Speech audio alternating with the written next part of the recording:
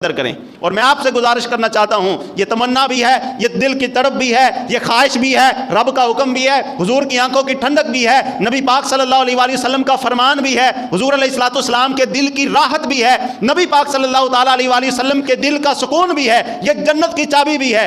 احباب گرامی القدر، یہ جو رمضان ہے، رمضان المبارک کی ایک یاد ہے نا، یاد، اس کو محفوظ کر لیں۔ یہ جو یادگار ہے رمضان کی، کہ اس میں ہم جو 5 وقتی نماز پابندی کے ساتھ پڑھتے رہے ہیں، اس کو محفوظ کر لیں۔ اس کو محفوظ کیسے کرنا ہے؟ جس طرح نماز ہم رمضان میں پابندی کے ساتھ پڑھ رہے ہیں نا، اسی طرح رمضان گزرنے کے بعد بھی ہماری یہی روٹین ہونی چاہیے۔ یہ مسجدوں کی رونقیں ختم نہیں ہونی چاہیے۔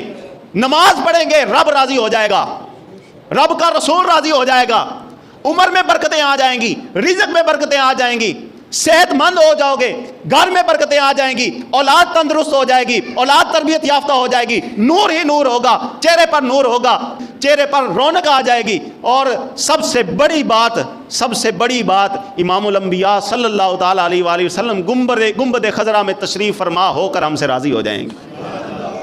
اللہ رب العزت ہم سے راضی ہو جائے گا، جنت کی کنجی ہمیں مل جائے گی۔ تو احباب گرامی القدر، جس طرح رمضان شریف میں ہم نے مسجدوں کو آباد کیا،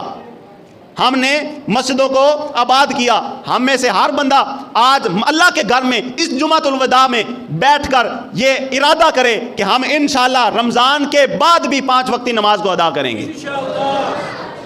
انشاءاللہ ہم رمضان کے بعد بھی 5 وقتی نماز کو ادا کریں گے۔ اور اگلی بات، جس طرح ہم رمضان میں اپنے آپ کو گناہوں سے دور رکھتے ہوئے زندگی گزار رہے ہیں، اسی طرح رمضان کے بعد بھی ہم گناہوں سے اپنے آپ کو محفوظ رکھیں گے۔